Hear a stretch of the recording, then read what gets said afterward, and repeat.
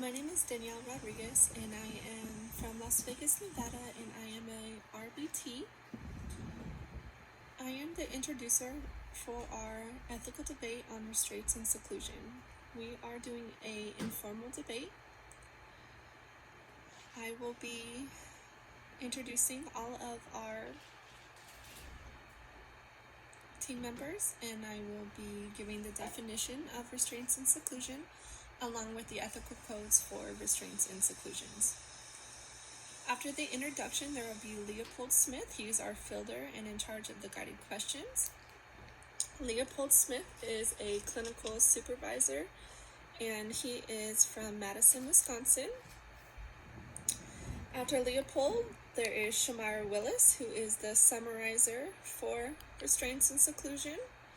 Shamira is from Evansville, Indiana, and she is a social emotional learning specialist. After Shamira will be Kendall Romano. She is doing the research for restraints. Kendall is from Chicago, Illinois, and she is a RBT. After Kendall, we have Shamira again, who will be discussing the ethical codes against restraints and seclusion, and she will summarize against restraints and seclusion as well. Leah Nettles will be our opposing research. Leah is from O'Brien, Florida, and she is a speech language pathologist assistant. And then after Leah will be Christy Keskamoski. Christy is from Grand Rapids, Michigan, and she is an RBT. Christy will be going over the conclusion of our debate, and also she is a RBT. Now, in order to start the debate, it's important to understand what restraints and seclusion is. A restraint is physically holding or securing the individual either for a brief period of time or to interrupt and intervene with severe problem behavior. It could also be for extended amount of time using mechanical devices to prevent uncontrollable problem behavior, like self-injurious behavior is an example of that. This has potential to produce serious injury. When used in the context of a behavior intervention plan, restraint in some cases serves both a protective and therapeutic function. These procedures can reduce risk of injury and can facilitate learning opportunities that support the appropriate behavior. Now, seclusion is isolating an individual from others to interrupt or intervene with problem behavior that places the individual or others at risk of harm. When used in the context of a behavior intervention plan, seclusion in some cases serves both a protective and therapeutic function. These procedures can reduce risk of injury and can facilitate learning opportunities that support the appropriate behavior. Now, there are several ethical codes that we came up with for restraints. And the first ethical code to be discussed for restraints and seclusion is Ethical Code 1.02. 1.02 of the Behavior Analyst Certification Board discusses boundaries of competence. All behavior analysts provide services, teach, and conduct research only within their boundaries of competence, defined as being with their education, training, and supervised experience. Behavior analysts provide services, teach, and conduct research in new areas, example, populations, techniques, behaviors, only after first undertaking appropriate study, training, supervision, and or consultation for persons who are competent in those areas. So with restraints and seclusions, it's important to be familiar with restraints and seclusions. You can't just go out and practice this without being trained properly, have supervision, and it can't be out of your scope of practice. The next ethical code that we came up with was Ethical Code 2.01. This code is behavior analysts' responsibility to clients. Behavior analysts have responsibility to operate in the best interest of the client. The term client, as used here, is broadly applicable to whomever behavior analysts provide services, whether an individual person, a parent, a guardian, a service recipient, an organization representative, a public or private organization, a firm, or a corporation. So it's important for behavior analysts to provide services that operate in the best interests of the client. The next ethical code that we discuss is Ethical Code 2.01, Accepting Clients. This discusses how behavior analysts accept as clients only the individuals or entities who request services with a behavior analyst education, training, experience, available resources, and organizational policies. In lieu of these conditions, behavior analysts must function under the supervision or in consultation with a behavior analyst whose credentials permit performing such services.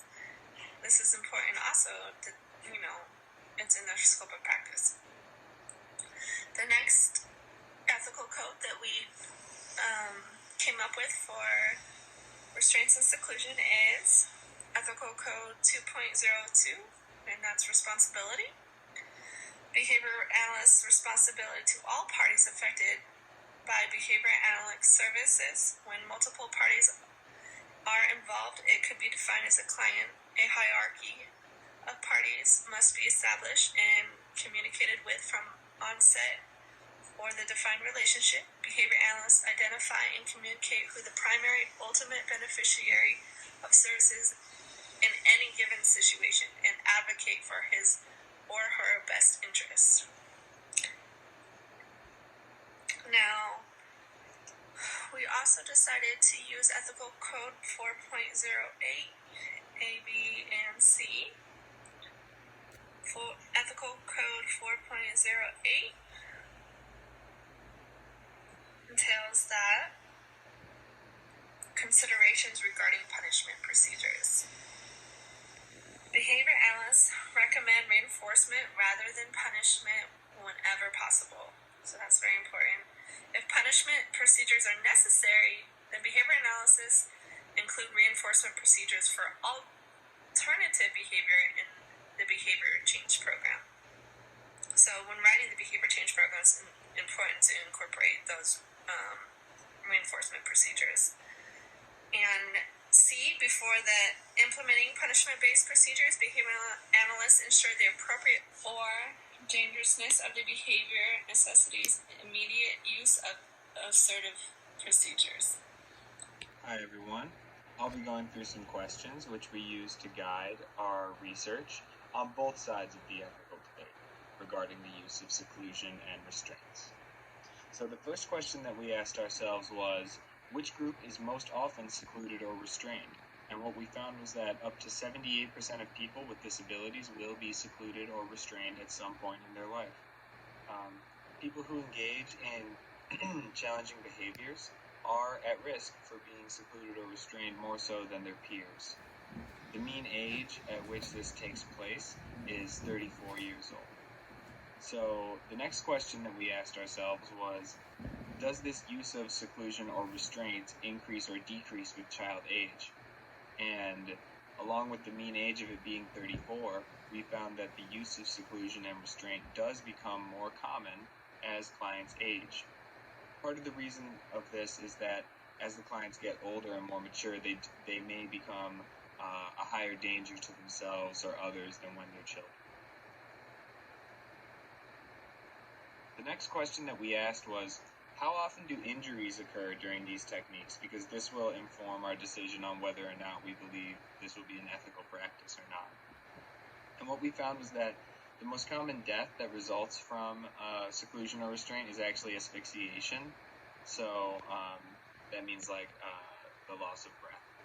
and there are approximately 3.6 million episodes of restraint and seclusion per year, with similar numbers resulting from injury, so about a 1-to-1 correspondence with episodes of this taking place and injuries taking place. When is it appropriate to use these techniques? This is the real ethical dilemma. Some people argue that there's always a proactive measure and a replacement behavior which can be taught, and that seclusion and restraint should absolutely never be used. It can also be argued that these techniques can only be used in the most extreme scenarios to ensure the safety of the client and those around them. And so some of the supporting arguments that lend a hand to the use of these techniques is that client safety is an extremely important responsibility for the clinician, and it's important to ensure not only the safety of the client, but the safety of people around the client. And you can pair these with teaching techniques, and the techniques of seclusion and restraint, it can be argued, are not so much based on age, but on the severity of the behavior taking place. If you're arguing against these techniques, it might be said that all other options must be exhausted first, and that too often it's not the case that this happens, and also that using these techniques in and of themselves does not teach an appropriate replacement behavior. It's merely using punishment without teaching something else for positive reinforcement. My name is Shamar Willis, and I will be summarizing the debate for supporting seclusions and restraints. Now, we are aware that this topic will bring up controversy, but we provide plausible research. However, due to the fact that clients with mental health disabilities can participate in self-injurious behaviors or aggressively attacking others, we agree that restraints and seclusions can be appropriate methods to take.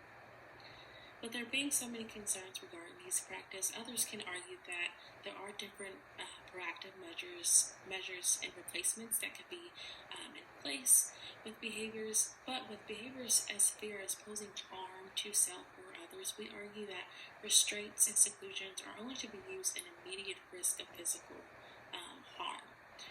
And again, restraints is physically holding a person with a brief period of time to interrupt severe problem behaviors. Now, seclusions involves isolation from others to interrupt, again, those severe problem behaviors. Now, severe and dangerous behaviors include self-injurious behaviors like hand biting, head banging, eye poking, cutting, maybe aggressively attacking others, maybe forcefully throwing things.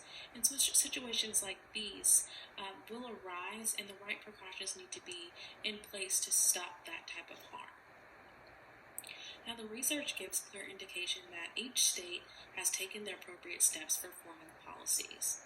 So to keep clients protected and ethically acceptable, as mentioned in the research portion by Kendall, BCPAs need to go through the proper training like the professional crisis management to use restraints and seclusions. So this training is going to include the functional behavioral assessments and intervention plans that will give observations and the data of what type of interventions that needs to be placed, which could bring some comfort to knowing that a BCBA will just not be using restraints or seclusions without looking at those observations and those assessments to see if this is something that's going to truly help this client in the long run.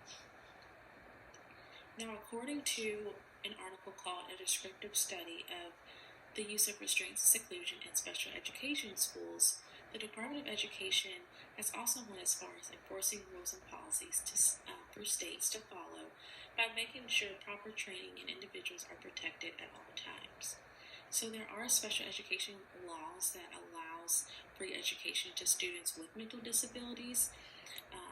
However, if it is a student who is struggling with self-injurious behaviors or aggressions, by law, schools must come up with a method to handle these behaviors. So this is where the seclusion and restraints come into place within the schools to keep not only that student safe, but their classmates, their teachers, and the staff. And by doing this, they're not violating any of the Individuals with Disability Improvement Act, because if they were to just suspend the student or kick the student out without going through those interventions and helping the situation, they could be in violation. Lastly, Danielle mentioned previously, by following the ethical codes, boundaries of competence, which means BCBAs are not to perform any type of techniques out of their competency range.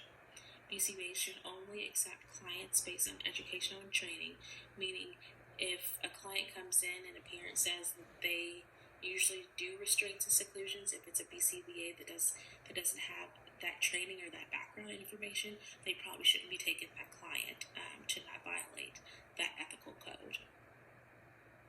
And also the considerations regarding punishment and procedures. So by following these ethical codes, we'll be ensuring that we will not be violating them and that we're going to keep our clients safe as possible. Hi, my name is Kendall Romano and I'm the Pro Researcher for our debate project. For our research, we looked at 3 different states and their Department of Education's different laws and restrictions on restraints in the school system. The first state we looked at was California. They prohibit restraints and seclusion for discipline specifically. So restraints and seclusion that cannot include the use of locks. So no locks may be used while restraining kiddos in the schools. You cannot impede the respiratory system, so that in no way, shape, or form should you be blocking the neck.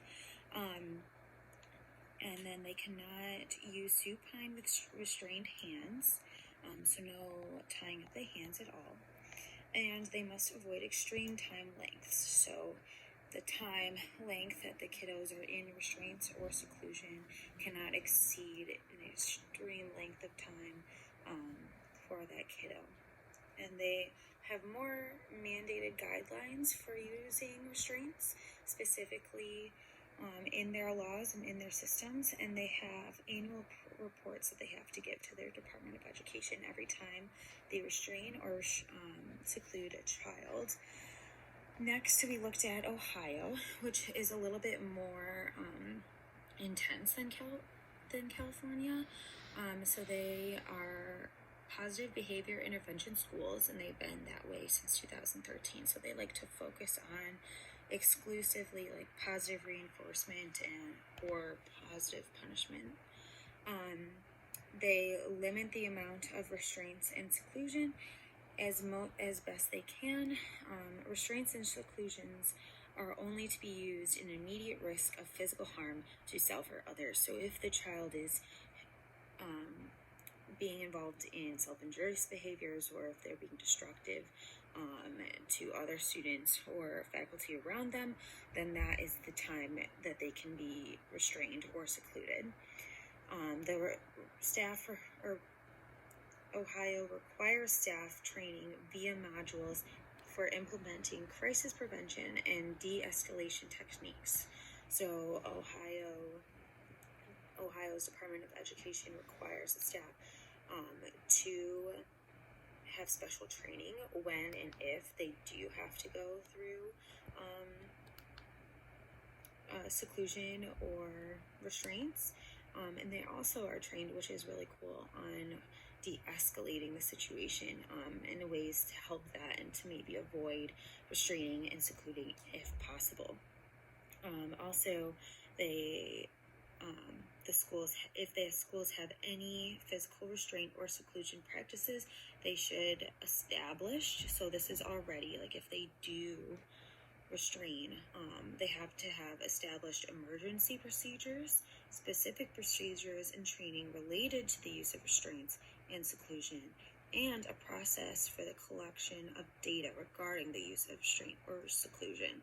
So they do have many steps to make sure that this is safe, and if is necessary, that they're doing it correctly and with a purpose. They also have prohibited practices in place to ensure safety. So there are certain things that they cannot and will not be able to do in Ohio. The last state that we looked at was Florida, which didn't have as much as the other states, but they have, so their restraints and seclusions can only be done on a select number of approved students. So the students have to be approved. They can have restraints or seclusion done on them. And then there are guidelines on how to report and timelines following the occurrences. So they do have to report if a child is secluded or restrained, and there is a timeline that those reports have to be done at. And then, so all of these laws just really help the states have regulations on restraints and seclusion to help ensure that it can be used in a safe and ethical way.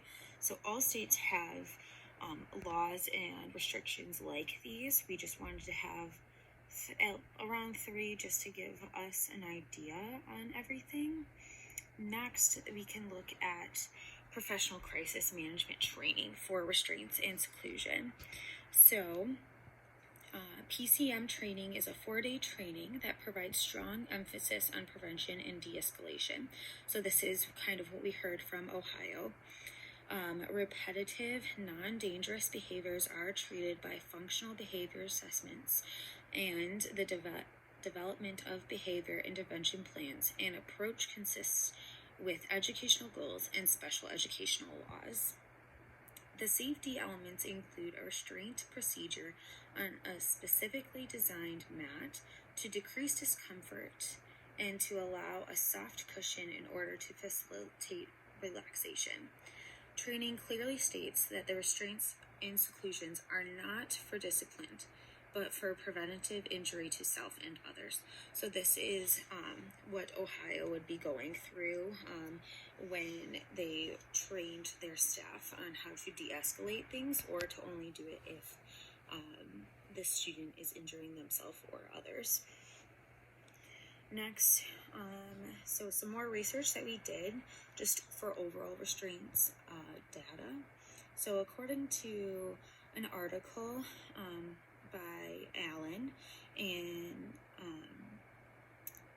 the article is called Seclusion and Restraint Use in Children and Adults and the differences between age groups. So Allen stated to us that generally adults years 18 years or older are restrained more often than adolescents and children under 13. So this helps back up the question that we had earlier about how it's generally restraints and restrictions, and seclusion does increase with age.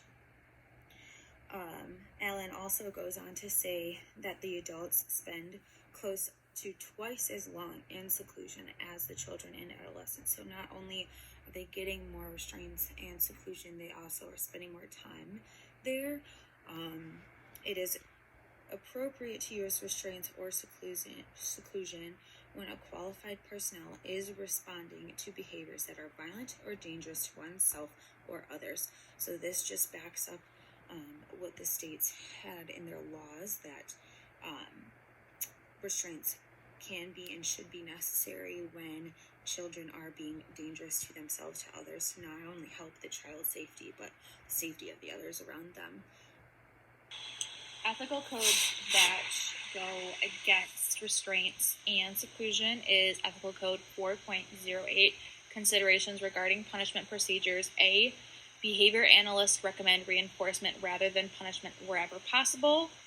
And C, before implementing punishment-based procedures, behavior analysts ensure that appropriate steps have been taken to implement reinforcement-based procedures unless the severity or dangerousness of the behavior necessitates immediate use of aversive procedures. And then the other code that it could go against is 4.09, Least Restrictive Procedures.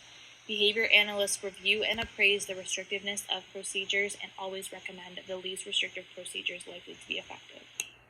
I will now be giving the summary of the opposing side. The use of restraints and seclusions can potentially pose a conflict between a patient's clinical needs and legal rights. Given the potential misuse of restraints, legal and ethical challenges can raise questions about the appropriateness of the treatment of these type of treatment techniques. There are 2 ethical codes that are potentially violated with the practice of restraints and seclusions. That includes 4.08D and 4.09.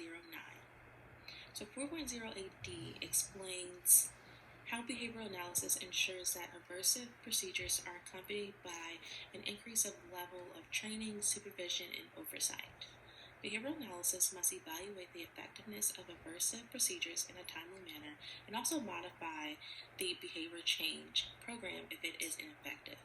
Behavioral analysis must also include a discontinuation of the aversive procedures when they are no longer needed, meaning that they cannot continue with restraints and seclusions if the behavior has changed. We added this code because aversive procedures can be subjected to volatile and produce unpredictable and unwanted side effects.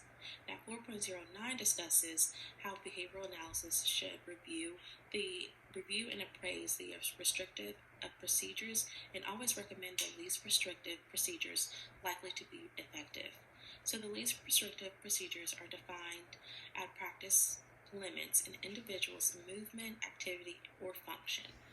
So one can argue that the most restrictive procedure, like restraints and seclusion, can interfere with the client's ability to contact reinforcers and also taking away their freedom of choice, especially if they're in isolation and put into a place where they are unwanted from leaving.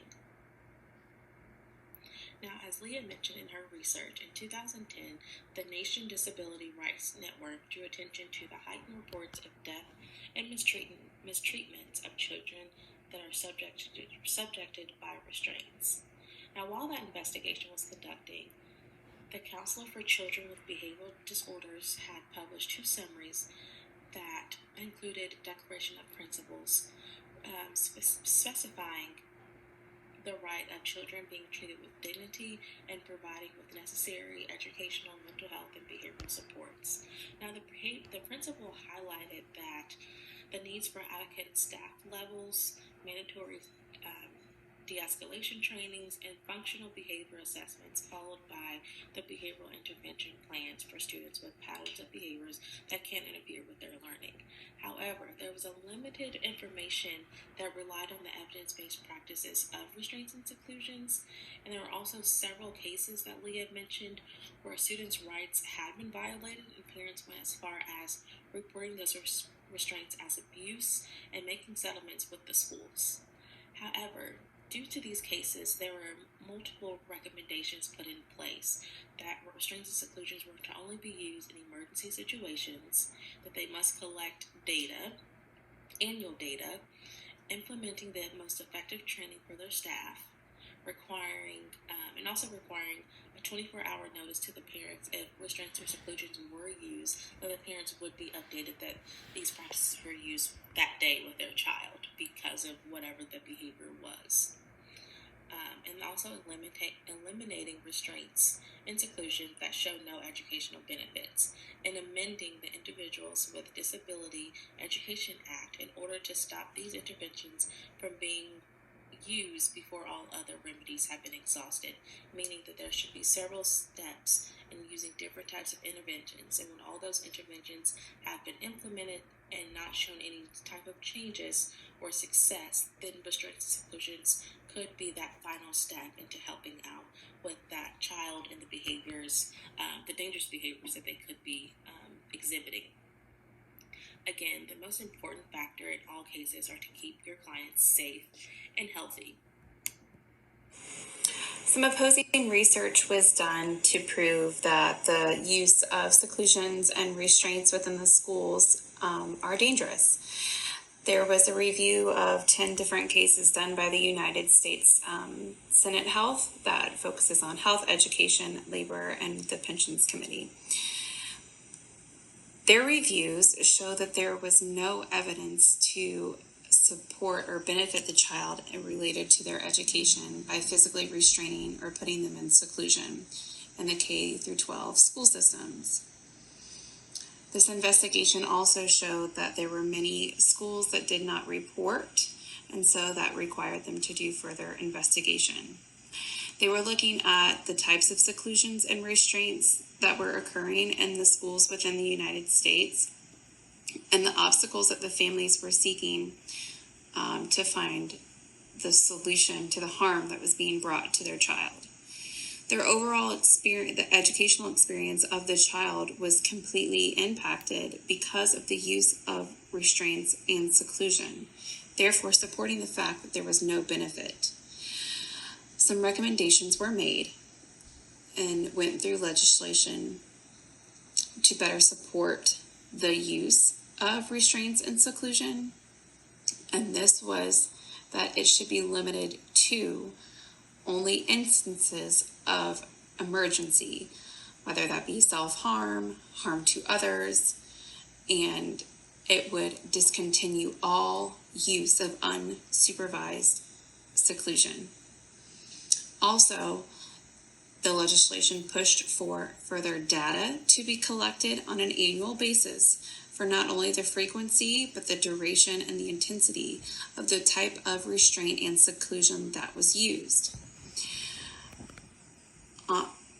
Along with that, they wanted every school personnel that would be involved with these children to have the proper training.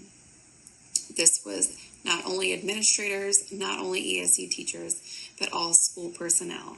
That if you were to engage in a restraint or seclusion with a child, that you would have proper training. Alongside the first three, the legislation also recommended that the parent should be notified within 24 hours of the event of seclusion or the restraint. This notification should go in part with letting the parent know the reasoning behind the type of seclusion or restraint, along with the duration and the frequency within the moment. They also wanted to eliminate the type of seclusion that could be paired with any sort of therapeutic sense, as it would be related to their IEP plan. But this again showed no educational benefit, and therefore is opposing the use of restraints and seclusion for any positive aspect. I would like to first say that the summary of some of these cases is quite disturbing, but they are within truth of the investigation. For instance, one of the cases that was discovered in Georgia, the child had been left alone and secluded in what looked like a prison cell because he had made comments on harming himself for 2 separate occasions, and the teacher committed suicide by hanging himself with a rope that a teacher had given him on his pants. The court found the actions of the school involved did not constitute this instance, and because he had made previous threats to himself, the school was not held accountable to this. Another school in Florida was found that a child was restrained over 89 times over the course of 14 months. That included prone position, which is face down, restraints. The court also dismissed this case because it did not find the school's actions were indifferent to impeding the child's education. A school in Minnesota was found to be secluding an 8-year-old who had communication disorders. The girl was secluded over 44 times because of her disruptive behavior, and the courts upheld the decision and said that the child must remain where the seclusion and restraints are being practiced in order to provide her within her faith. There's another in New York where the child was secluded in a 5x6 chamber, even though the parents had refused this. Again, the district's court dismissed that most of the parents' claims and findings were lack of evidence and failure to show that the remedies were impeding the child's education. Some of the things that we found were beneficial or for restraints and seclusion was that using them, it can be in the best interest of the client, including their safety and the safety of others. It is always our main goal to keep our clients safe, keep ourselves safe, and then keep anybody around them safe as well. Restraints and seclusion are usually used as a last resort, so usually people aren't jumping towards using a restraint or seclusion right away, which makes it a good thing that we are using them only when absolutely necessary. To use restraints and seclusion, you have to work within your boundaries of competence, and there are different trainings that usually you have, such as QBS training or PCM training, to teach you the proper ways to use restraints and seclusion. And over 3/4 of the population with disabilities have been restrained at some point, so it's important to properly know how to use those restraints and when to use them.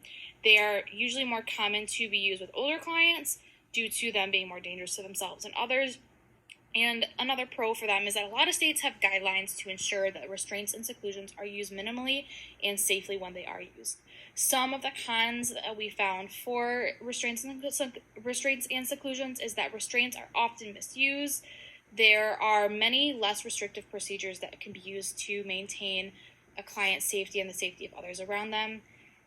Most states have some sort of guideline, but not all states have procedures and protocols in place for these restraints and seclusions, so there is some gray area as to what can and can't be done in some states, which then leads to things happening that may go against various ethical codes, as well as upset parents or caregivers of the client.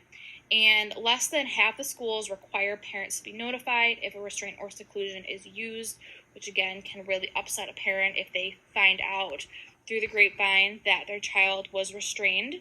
And then there's also no evidence that restraints or seclusion provide therapeutic benefits to children. And so that really opens up a Pandora's box as to, if there's no benefit therapeutically, why are we really even doing it? Next will be all of our references, and that will conclude our presentation.